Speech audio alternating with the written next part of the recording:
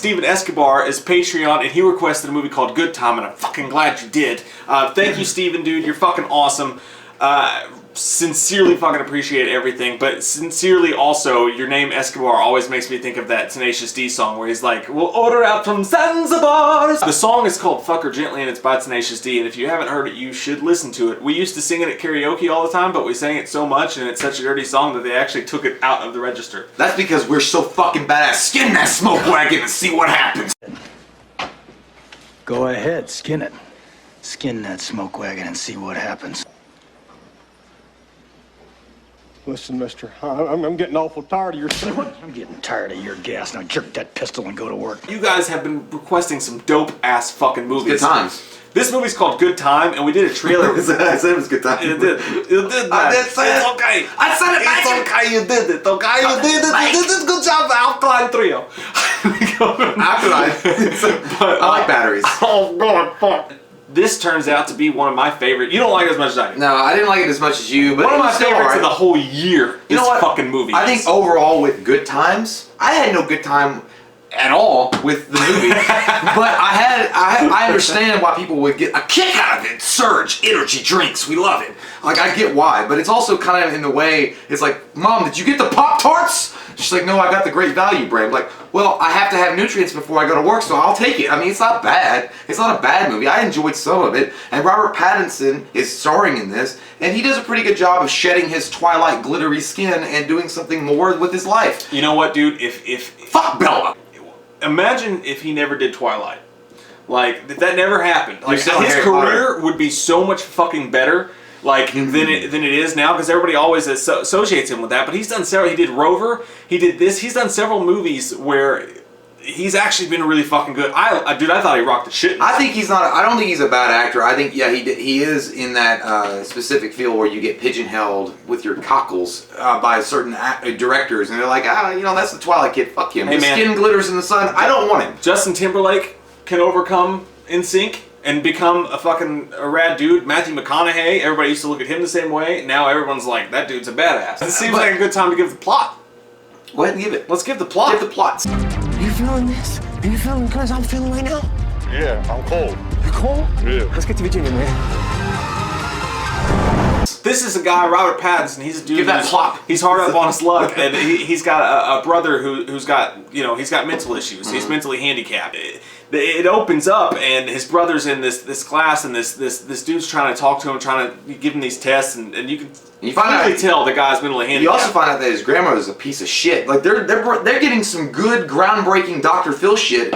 And then Robert Pattinson comes in and is like, Bella's meeting me outside. Come on, bro. What the fuck? He's basically telling him, you're not handicapped. You're fucking awesome. You're a goddamn shining star in the night, and you can do anything you fucking want to. I wish that airplanes were shooting stars. At first you think like he's a really good brother. Things play out, and we're gonna go with spoilers because we're just gonna. So this is a spoiler review. Just so that's what you do after high school. And I do like that scene when he's walking out of there, and they do show a guy who's mentally handicapped standing there, like just staring at the wall, and he's like, "You think you're fucking like that?" You know who that guy That's was? not fucking you. Like he's hell bent on telling his brother like it's all in your head, and that's unfair because it's not. That's what a mental handicap is. Well, do you know the guy that was staring at the wall was Michael? But but like, we don't know. But anyway, yeah. But he does treat his brother like more of an extension to get what he wants. In a way, Robert Pattinson is using his brother as a dual team member to get. He's gonna rob a fucking bank, and he's using his brother as a kind of bolster. Because I don't think he's using him. Yeah, well, dude, because mentally handicapped people like that, if you bolster them up enough and they trust you at that point. I don't think he was doing it with that intention, though. I think he was legitimately just like he's projecting himself onto his brother, and he's basically telling his brother what he needs to do. He projected and an asshole. It's not actually what's right for him. Well, but he's trying to tell him, he's like, fuck this. And what they do is they go and they rob a bank, and they have actually really a good idea. Actually, like they wear these fucking black masks. That was a good idea. I don't know where they got them from, but they're Mission Impossible level fucking masks. I know. And he takes them in there, and they rob the bank. HalloweenExpress.com. They walk out, and dude, these scenes are fucking intense as shit. But they at first get away with the robbery. They're walking out with the cash, And eventually what happens is a cop pulls up on him while they're walking down the street. His brother freaks out, runs off, and busts through a fucking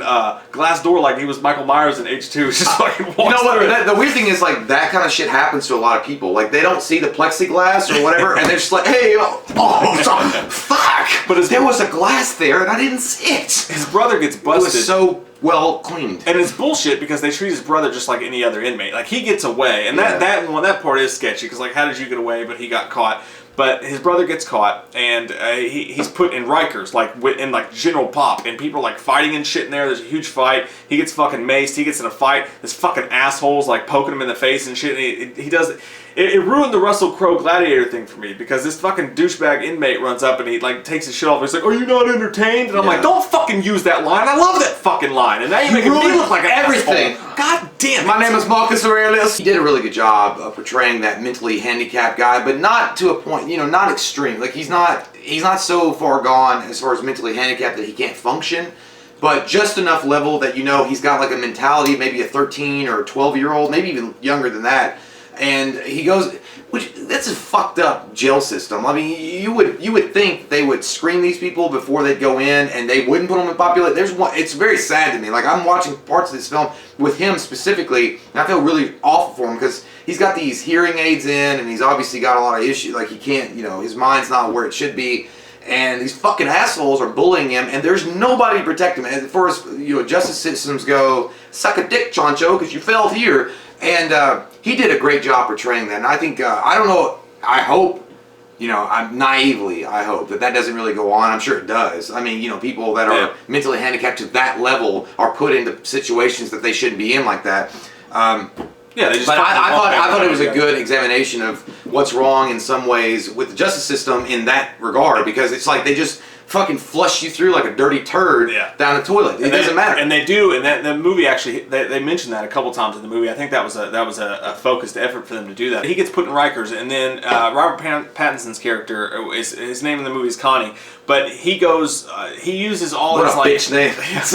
he goes through and he uses all these like street people that he knows that he's friends with, and you could tell he's kind of a skeevy dude anyways, and like he uses them to try to, like, there's a girl that he's dating, and she's played by what's her Jennifer Jason Leigh. She's played by Jennifer Jason Leigh, and she's his girlfriend. She's only in it for a few minutes. She's awesome and fucking. She's a great actress, but does she not smell to you on camera when you're watching her like that? She smell like skank. She smells like cigarettes. Like cigarettes and skank. Yeah. It's a bad combo, man. But he goes to use her, and he goes to a bail bondsman. The bail bondsman's fucking awesome, and it was weird going back and looking at IMDb because it turns out that the bail bondsman, by the way, the guy who plays him, is actually, this is the only movie he's in. He's a bail bondsman in real life. He actually, and that blew my fucking mind. He played it like a real one. He got annoyed. Like, I think that sometimes in the movie he was actually being annoyed. And the whole movie is basically Robert Pattinson running from point A to point B like it's fucking Grand Theft Auto the movie, trying to gather different ways to get him out. And there's a badass scene when he goes to the hospital and he tries to break his brother out because his brother gets his ass kicked being in the jail. And he goes to the hospital. So he tries to break into the hospital to get his brother out. And it was actually pretty fucking smooth. Because what he does, he walks up to the cop who's sitting in front of his room. Because, it's a low-level thing. It's a bank robbery in a busy city. They have one cop sitting out in front of the door. It's not some huge deal. But he goes into a lady's room down the hall. And he waits in her room and watches the cop to wait until he goes to get something to eat. And then he goes in the room and busts his brother out. But what was gross about that fucking scene, what I really want to talk about is, this woman is in the room that he goes into, right? And she's like, "Hello, who's there?" And he walks in, and he opens up. You guys remember in school you had those little orange juices? They were in those half-size cups with that fucking lid. At first it's like, oh, it's a nice thing he does. He opens it up for her, and her face is all bloody and fucked up, and he like feeds her the orange juice. But after he feeds it to her, he takes the orange juice and drinks it. You can't say no to Tang. What the fuck, I think he was going for that Tom Hardy Bronson. She's like, I give no fucks. They have water fountains. Like, they have free fucking water fountains. You can't be that thirsty. Orange juice is an essential part of the meal. Jesus, wonders of the day. He wanted the orange juice. It was freshly squeezed. Maybe it had some pulp in it. Some pulpy shit. But it's a badass high scene because he breaks it. He goes in there, and when the cop goes away, he rips all the shit off, and his brother's face is completely fucking covered. And then he uses someone else who was on the bus. He's like, "Hey, can I come into your house?" The mom takes her medicine, goes to sleep, and they make it a point to say, she's like, I'm gonna take my medicine and so I can sleep. So no matter what noise happens, she's out. It's a cool, it's an intense situation because the cops are all looking for him. Like he's doing anything they can to survive. He's got no money, he's got fucking nothing, and he's just trying to get his brother out, and he's up against all odds. But there's this 16-year-old girl there, and this is one thing I did not like about the movie. It really changed the whole tone. Because I mean, even though he's whatever he is, I'm still rooting for him, especially to get his brother out, because his brother's not fucking... I like that idea. I like the idea that they were going with originally, but with this scene particularly, it changes the whole, how you view Connie. Robert Pattinson character, you're like, you fucking little gravy turd. Like, I don't like you that much anymore. Like, this girl that he shacks up with is 16 fucking years old, and there's one particular scene when who he thinks is his brother is waking up out of the pain medication induced sleep that he was in, and she's looking around, so he starts making out with her, and you're like, okay. No, it's because his name came on the TV is why. Well, yeah, but okay, well that's fine, but that's okay. You can accept that. I get that. You can go away with that. I've heard her. But then he's on top of this girl, wanting to fucking do it. You're not fucking John Smith, and that's not Pocahontas. What you doing, child? What you doing, child? Don't do it. Don't do it. Yeah. And then that's when that the other guy that he had picked up, who he wrongly assumed was his brother, starts screaming like, "Where the fuck am I, bro? Where the fuck am I, bro?" That was a great fucking twist. That was a great fucking twist, dude. I thought for sure that was his brother. He kind of looked like him, but he had all those bandages on. And it took me a good 10 minutes after they were arguing when the dude's like, "Did you do this to me?" I was like, maybe he just doesn't understand. Actually, you know what I thought? I was just being, I don't know, maybe I was just like out of it. Because all you heard was like, "What the fuck are you on? What the fuck is going on?" Like, I don't know where, like, I thought it was his brother still, but his brother had kind of, because I didn't understand why Robert Pattinson jumped on it really quick. He's like, "Shut the fuck up before I fucking," and he was doing all this stuff. And I was like, "Why are you talking to your brother like that?" It's like, you were just trying to do all this shit. I thought the same exact thing, but it turns out it's not his brother. He busted the wrong fucking guy, which is a great twist. It just throws a huge wrench in the middle of fucking everything. Because he just pulled off this crazy fucking kind of heist, like low-key, like heist, which would have been fucking hard to do. And the way he did it, it felt realistic. It was fucking tense as shit, man. Like, every scene in this movie, I was on the edge of my seat, for real. But it's not his brother. It's some fucking basic junkie. It's a drunk guy who's just some fucking idiot who basically... I wasn't in this movie. When he tells his story, it's fucking awesome. Like, because the dude, he's yelling, dude's like, "Will you shut the fuck up?" And the guy explains his story, and then you see where he came from. And basically, he just gotten out of jail, went and got this Sprite bottle full of acid, which is funny because I laughed at first because I thought he was just really fucked up. Yeah. Because he sold this Sprite bottle, and he's like, "How much is this worth?" I was like, it's like $1.95. This is like the best ever. But it was full of acid. And then another cool scene is like basically him and this dude were running drugs in this arcade, and they had all this big bag of money and all these drugs, and shit went down. He ran off and ended up busting into this fucking, like, it was like the theme park. It was like the like a haunted house. It was a haunted house theme park. Yeah, it was a haunted house, like Jurassic Park theme park, crazy shit going on. So Robert Pattinson, he's still trying to get his brother out. Like, that's one thing you gotta say against him. He's like fucking hell bent on it. Like, that's all he cares about. Well, that makes sense. That's a good thing. He wants to get his brother out. That's all he wants to do. So I mean, his intentions are good, even if they're misplaced.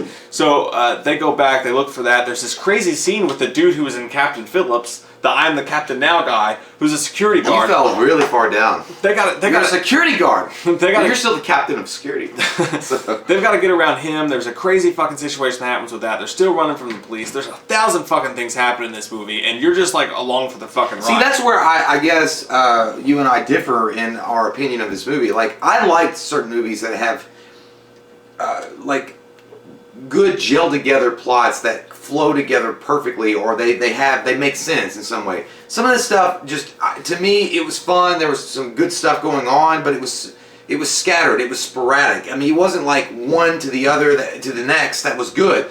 Like Gone in 60 Seconds, again, that was a, I know it's not the same kind of movie, but to me, just dealing with these kind of action-oriented thriller type movies, I go with Gone in 60 Seconds, or Italian Job, or The Town, the film itself, like where, like the tone of it where we're going and what we're doing and how we get there and what's exactly going on specifically. It just felt like kind of muddled sometimes.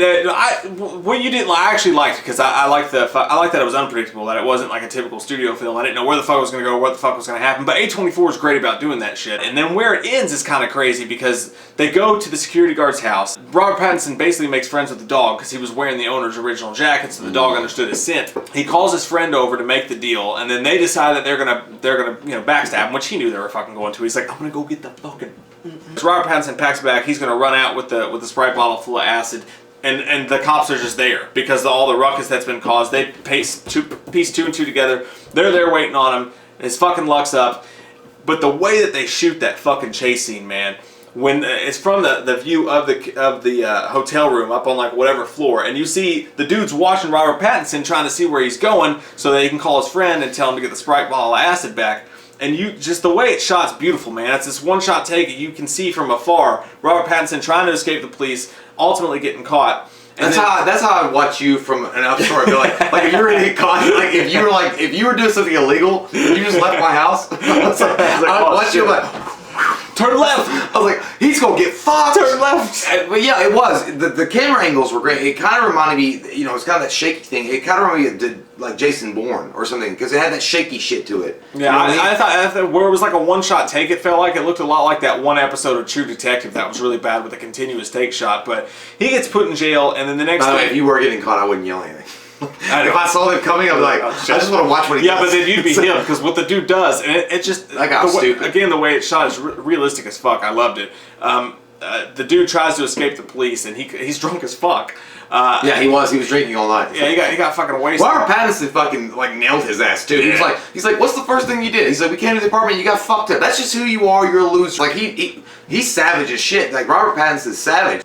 He's in jail, and his brother gets to get out. Not get out, but he's going to get out based on these classes. He's going to go to these classes and get some help and get some... Well, I don't know, man, because I kind of took it like his brother has been institutionalized. Yeah. But I mean, that's what he needed all along. But what we see is the grandmother's there, and the grandmother... There's sporadic moments in the film when you hear the grandmother talking on the news about how Connie was mean to her and did all this stuff, but then at the very beginning of the movie you hear what she did to this kid, like this mentally handicapped. She threw scalding fucking water. This fucking bitch is not somebody you should sympathize with, and you put him in a home like what Nick wanted, the mentally handicapped kid was wanting to be with his brother. So I just think it's a really fucking down note. It's real down. It's one of the downest notes. She never hit him with the pan. Like he no, specifically, she threw it at the wall and was yelling at him. She was just. But we didn't know. But we don't. But they were scalding. We don't know the full extent because they didn't really get into it. At the same time, it was just a really, at the end of the movie, with Connie going away, and you just see him, and you see this kind of defeatism, and he's like, you know what? I can't do anything now. Like, I mean, I'm fucking caught. There's nothing I can do. I'm going to go away for a long time. I robbed a goddamn bank. And they used Monopoly money on me because it fucking sprayed me with pink mist. I can't get out of this, but at least I can get my brother this. But the brother's there with the grandmother, and the grandmother seems like she abused him at some point. See, I think that was the thing about Connie that was wrong. I don't think she actually was abusive. I don't think she was perfect or anything like that. She probably didn't know how to deal with someone who was mentally handicapped. I don't know. And so, but he's in this home, and you get this last shot of him. But he looks so sad, man. He didn't look like he. But he always looks that way. I mean, I don't know, but that's what I'm saying. Like, I think he's uneasy about it. They put him in this class with all these other people, and when she says, if you've had family's issues, step forward, you see him finally step forward, and you see him almost like, it's like, you know what, it sucks that he has this situation, but you almost, in my eyes, I see it as you see him realize this is actually what's best for him. And even though Connie had his best intentions at heart, and he really wanted the best for him, like, he didn't know what was best for him. And this was the right place for him to be, so all actually ends well in its own way. I think that at the end of the film, it was a really depressing, sad moment. I wasn't happy. No, I mean, I think overall it was sad. I mean, because even when the credits start rolling, it seemed like he was uncomfortable. It didn't even seem like he was. I mean, I know he's mentally handicapped, so it's hard to kind of where he's at. But I don't feel there was any kind of resolution at the end. I mean, it just kind of felt like this is life. This is the kind of shit that goes on in life. And in that regard, yeah, you did capture a real thing and put it on film in that setting. I mean, like, it's not going to be you know, the good guy gets away, or the vigilante, the in between. I'm not really bad. I'm not really a good guy. Gets his brother. They get to go to the Bahamas and takes care of his brother. You didn't get that kind of stuff. It just felt really real at that point, and but I think I don't know. I mean, I didn't feel good. Like at the end of the movie, I was like, God damn! Like I was like, fuck. I mean, like you said, it wasn't happy they didn't escape. But if they did escape and got away with it all, I feel like that would have been bullshit too. I think that the counselor said gave you the happy ending. Basically, I think he said it. Well, look, Orville Redenbacher's psychology. He did look like Orville Redenbacher. He's all right. He looked like he used to be Rod Stewart. I feel like the grandmother was a villain too. Like I don't think they explored that enough, but they dropped hints throughout the film that she was abusive. Well, just like I said, I think that I don't know if she was abusive or whatever, but she didn't know how to handle something like that because she wasn't equipped to. And I think, like I said, I think the counselor said it best. I think it said Connie's in the right place he needs to be, which I think they hinted at earlier in the film. Like, this is the first time he's actually done crime, and he's not a guy who drinks. He doesn't like drugs. He mentions earlier that pot doesn't even do anything with him. Yeah. Like he legitimately wasn't like a terrible like criminal guy. He went the wrong way, but. Overall, you could see the brother's in the right place. I feel like, and I feel like even though Connie loved him and wanted him to be okay, and he was the wrong role model for him. Overall, the movie to me is I'm gonna give it a 7.0. I had a decent time with it. I didn't have a good time. I had a decent time with it. I think it explores a lot of things with social justice, as far as like not social justice like what you guys think, but like the justice system and how it treats certain people from where they come from and how they just kind of get shoveled through. And then also, I think it explores brotherly love and the relationships that we form and things like that. And also it has this it's not a mob mentality. It's got this I don't know, this real life thing. Like it's got like this fucking tangible thing when you're watching it. Like it makes you feel kind of dirty in a way because you're like, this feels like it could be on Cops, like a documentary or something. Like this could be a real fucking thing, and it's like, God damn. I felt this too. Yeah, I give the whole movie as a whole, I give it an 8.5, close to a 9. Like, I liked it a lot. I love crime movies, and I feel like this is a really good crime movie from the perspective of someone who has fucking nothing. He's really, really ambitious, and he really wants the best thing, but he has fucking nothing, and everybody around him has nothing. And they all kind of look up to him. He's a little bit smarter than the typical people he's around, but he's still pigeonholed into this dark corner. And I think it does say a lot about social justice, how people treat people that don't have anything, and how they just look over them and they lump them all together regardless of who they are as people. Like, you saw him and this guy throughout this whole movie go through the same situations. They're in the same situation. They're on the same social standing. But like you get with the dialogue at the end of the last moment that they have together, Robert Pattinson is clearly a different level human being than he is. But because of where they are, like on the whole like patriarch of everything, they're just lumped together as the same kind of person. But and by the way, I want to mention one more thing that we didn't mention. The music. The music's fucking bomb. Yeah. I like the music a lot. It felt like The Guest in the music, the way that it's styled, like that kind of synth kind of thing. That's what I was getting ready to say. That what I do love more than anything about the movie is that the crime feel of the realism to it, the fucking music that they add that 80s shit to it, which is so popular now to do, but it really works well for this movie, and it added to the tenseness of it, the camera work and the fucking direction of the whole movie, the way it's shot, the really far away shots of the cars just speeding through traffic. All of it's a beautiful fucking movie to watch. So I definitely recommend it. It's one of my favorite movies the entire year. It's just Skin, Steven Escobar. We love your fucking face for this one. This is a great recommendation, man. I'm really glad you did it. And we love all you guys so fucking much. I can't take it in the Panther region.